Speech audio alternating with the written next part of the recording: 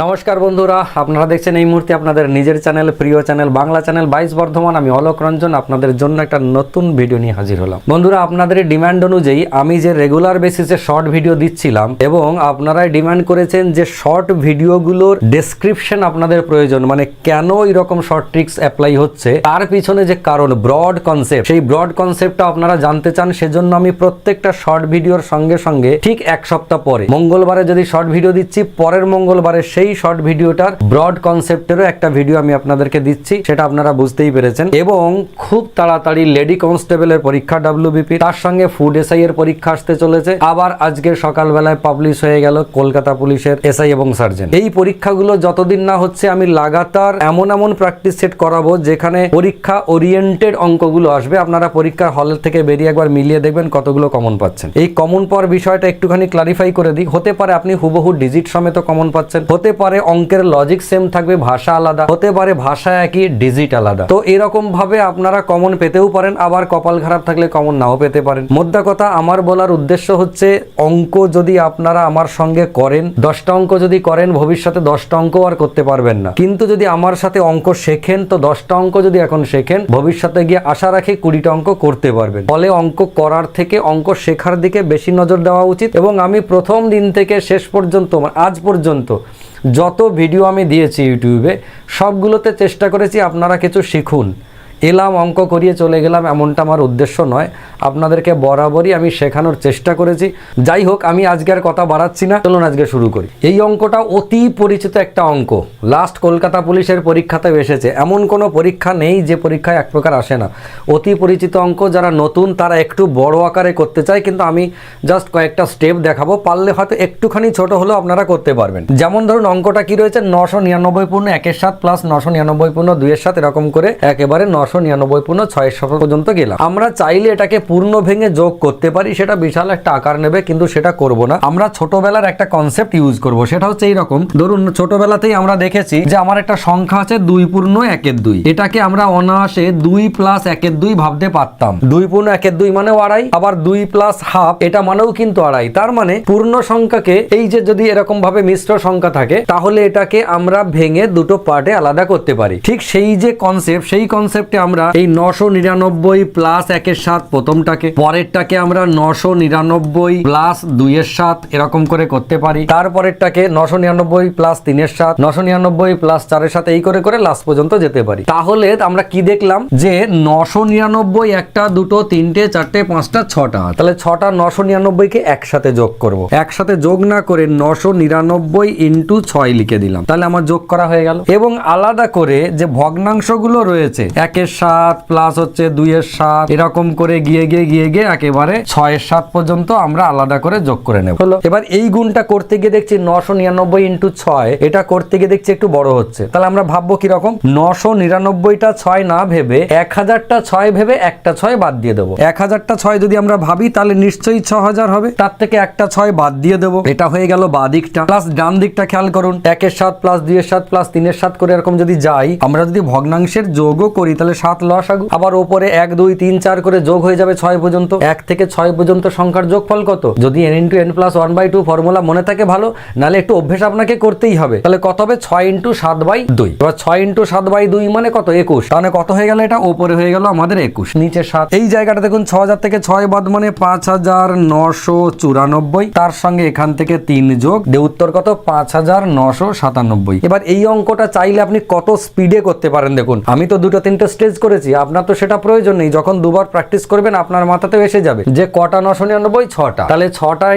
999 মানে 1000 × 6 মানে 6000, তার থেকে 6 বাদ 5994 হয়ে গেল। প্লাস এইটা 1 থেকে 6 পর্যন্ত যোগ মানে 6 × 7/2 হয়ে গেল 21। 21/7 মানে 3, এদিকের সঙ্গে 3 যোগ হয়ে গেলে 5997। আপনার যদি 2-4 বার অঙ্কটা প্র্যাকটিস থাকে, আমার মনে হয় 10 থেকে 12 সেকেন্ডের বেশি লাগার কথা নয়, কিন্তু আপনাকে প্র্যাকটিসে থাকতে হবে, এই হচ্ছে কথা। নেক্সট, যারা একদম নতুন নিউ কামার চাকরির পরীক্ষার ক্ষেত্রে তারা প্রত্যেকে এই অঙ্কটা ভুল উত্তর দাগ দেবে প্রথমে। কিরকম? এক দোকানদার একটা বস্তুর নির্দিষ্ট মূল্যের উপর 20% দাম বাড়িয়ে লেখেন এবং ক্রেতাকে তারপরে 20% ছাড় দেন, মোটের উপর শতকরা লাভ বা ক্ষতিকর। মানে আপনি দোকানদার, আমি দোকানে গেছি আপনার দোকানে কিছু একটা কিনতে, আমি খুব বার্গেনিং করি, আপনি জানেন যে খুব বার্গেনিং করি, যাই দাম বলেন তাতেই কমাই। আপনি দেখলেন আরে স্যার আসছে দামটা বাড়িয়ে রাখি 20%, দিয়ে স্যারের সামনে 20% ছাড় দিয়ে দেবো, স্যারও খুশ আমিও খুশ, আমি যে দামে বেচতাম সেই দামেই বেচবো। এই এটা আপনার মনের মধ্যে রইলো। আমি গেলাম, আপনি 20% দাম বাড়িয়ে দিলেন, আমার সামনে গিয়ে আবার স্যার এসেছেন, এই 20% ছাড় দিয়ে দাও, আমিও খুশ। দিয়ে আপনার মনে হলো আপনি বোধহয় আগের জায়গাতেই আছেন, নো লস নো প্রফিটে। দিয়ে যারা নিউ কামার তারা উত্তর করবে এইটা, কিন্তু এটা করলেই গেল সে। কারণ হচ্ছে যারা একটু প্র্যাকটিস করেছে চাকরির পরীক্ষায়, এটা মারাত্মক কমন অঙ্ক, সেজন্য এখন কম বেশি সবাই পারে। আজকে আমার ভিডিও যারা দেখছেন, আমার মনে 100 জনের মধ্যে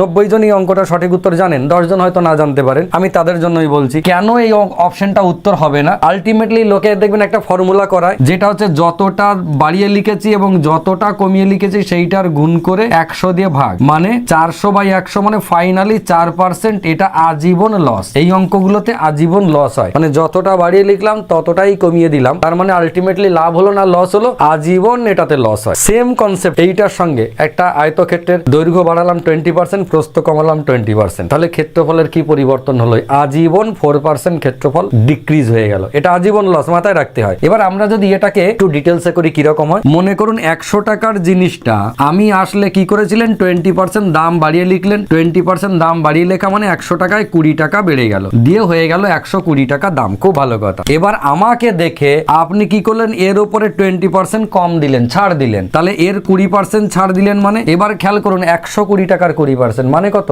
24 টাকা ছাড় হয়ে গেল। যাওয়ার সময় 20% যোগ করেছিলেন, 20 টাকা যোগ হয়েছিল, আসার সময় 20% ছাড় দিলেন, 24 টাকা বিয়োগ হয়ে গিয়ে 96 টাকা আপনি আমার কাছ থেকে নিলেন। আলটিমেটলি আমি চলে যাওয়ার পরে দেখলেন সব বোনাস করেছে, স্যারের সাথে চালাকি করতে গিয়ে নিজেই ফাঁদে পড়ে গেছি। আলটিমেটলি 4% লস হয়ে গেছে, 4 টাকা আপনার কম পেতে হলো। বোঝা গেল? তো এই যে জিনিসটা যাওয়ার সময় 20% 20 টাকা কেন হলো? কারণ তার অরিজিন ছোট।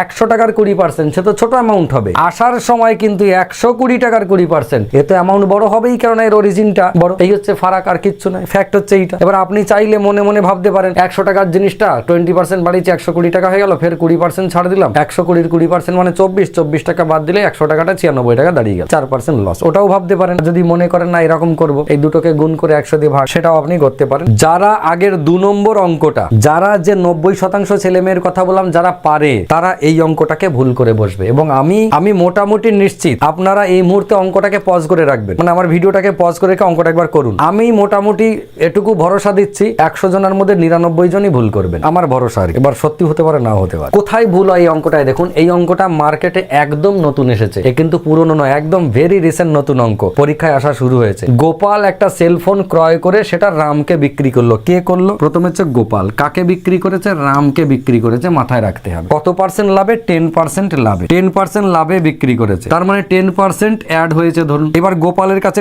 জিনিসটা কত টাকা ছিল? ধরে নিন 100 টাকার জিনিস ছিল। গোপাল আর রামকে একটু উপরে লিখে দিই। গোপালের কাছে মনে করুন জিনিসটার দাম ছিল 100 টাকা, 10% মানে 10 টাকা বেড়ে গিয়ে 110 টাকায় রামকে বিক্রি করলো। এবার কি হয়েছে? তারপরে রাম সেই ফোনটা 10% লোকসানে গোপালকে বিক্রি করতে চাইলো। রাম কি করছে? রাম চাইছে গোপালকে বিক্রি করতে। রাম কিনেছিল ক টাকা? 110 টাকা। এর যদি গোপালকে আবার 110 টাকাতেই বেচে দিত, তাহলে নো লস নো প্রফিট। কিন্তু রাম গোপালকে 10% লসে বিক্রি করতে রাজি হয়েছে। 10% লস মানে এর 10% যদি কম নিই, তার মানে 11 টাকা কম। 11 টাকা কম হলো, তাহলে এই 110 টাকা জিনিসটা ক টাকায় বিক্রি করবে? 99 টাকায় বিক্রি করবে। কাকে? গোপালকে। তারপর রাম সেই ফোনটা 10% লোকসানে গোপালকে বিক্রি করতে চাইলো, যদি গোপাল এই শর্তে রাজি হয়, মানে গোপাল বাবু এ যদি ওই শর্ততে রাজি হয় গোপাল, তাহলে গোপালের লাভ না লোকসান কি হবে এবং হলে সেটা কতটা হবে? অনেকেই হয়তো হতভম্ব হয়ে যাওয়ার কথা অঙ্কটাতে, উত্তর কিন্তু 11% লাভ। এবার কেন? অনেকে এটা মনে করতে পারেন যে এইটা 10% লাভে বেচেছিলাম, ফের 10% লসে নিয়ে নিলাম। আমি আবারও বলছি, কিন্তু অঙ্কটা ভালো করে বুঝবেন।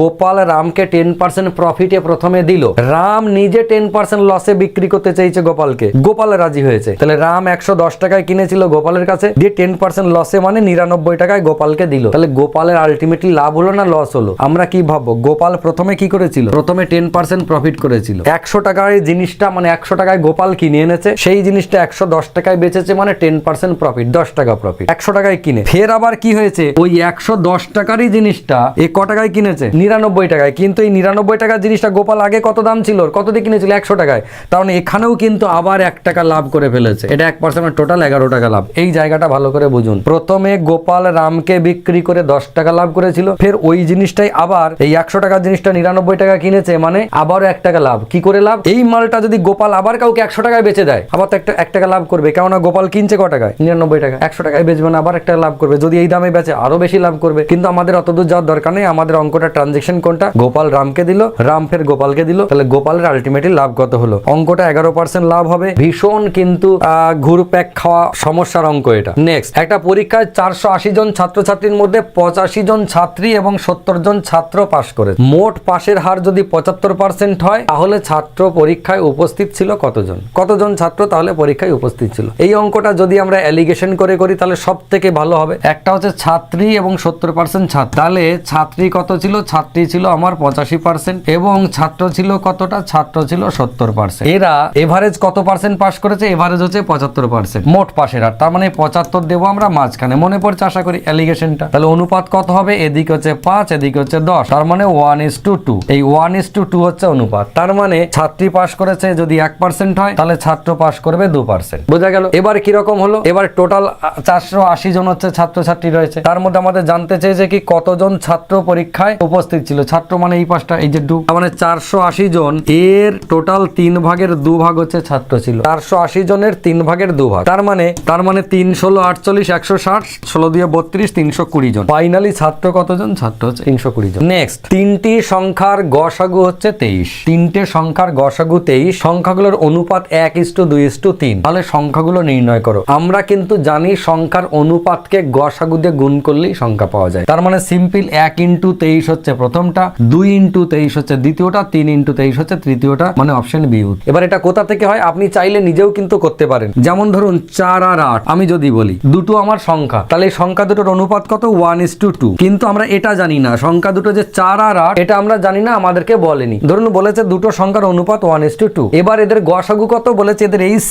এদের এইচসিএফ মানে গসাগু হচ্ছে 4 আর 8 4। আপনাকে এই ডেটাটা দেয়নি, শুধু বলেছে দুটো সংখ্যার অনুপাত 1:2 এবং তাদের গসাগু হচ্ছে 4। তাহলে সংখ্যা দুটো কি? এবার দেখুন সংখ্যা দুটো তো এইটা 4 আর 8, তাহলে গসাগু 4, আমরা সেই হিসেবেই ধরেছি। এবার দেখুন 4 দিয়ে প্রথম অনুপাতকে গুণ করলে প্রথম সংখ্যা পাওয়া যায়, 4 দিয়ে দ্বিতীয় অনুপাতকে গুণ করলে দ্বিতীয় সংখ্যা পাওয়া যায়। তার মানে গসাগু দিয়ে যখন সংখ্যার অনুপাতকে গুণ করবেন তখন অরিজিনাল সংখ্যা পাওয়া যাবে। তাহলে আমার সংখ্যাটা যত বড় হোক ছোট হোক ভেবে লাভ নেই, আমাদের এই লজিকটাই কাজে লাগাবো যে এই তিনটে সংখ্যার অনুপাত গসাগু দিয়ে গুণ করে দেবো, তাহলেই সংখ্যা পাওয়া যাবে। ঠিক আছে, আমি এই 5টা 6টা 10টা অঙ্কের মধ্যেই রাখবো। আজকে পার্ট 1 দিলাম, আগামী কালই আমি এর পার্ট 2 নিয়ে আসবো। যেই মুহূর্তে যারা লেডি কনস্টেবলের পরীক্ষা দেবেন, ফুড এসআই এর পরীক্ষা দেবেন এবং কালকে সদ্য প্রকাশিত গতকালকে কলকাতা পুলিশের এসআই এবং সার্জেন্ট যে বেরিয়েছে, এই সমস্ত পরীক্ষা যারা দেবেন তাদের প্রত্যেকের জন্য ভীষণ ভীষণ গুরুত্বপূর্ণ হবে। আমি প্রত্যেক দিন একটা করে পার্ট আপনাদের জন্য রাখবো। এই সমস্ত পার্টগুলো একটু বেশি বেশি করে চর্চা করবেন। ততক্ষণ ভালো থাকুন, সুস্থ থাকুন, সুন্দর থাকুন।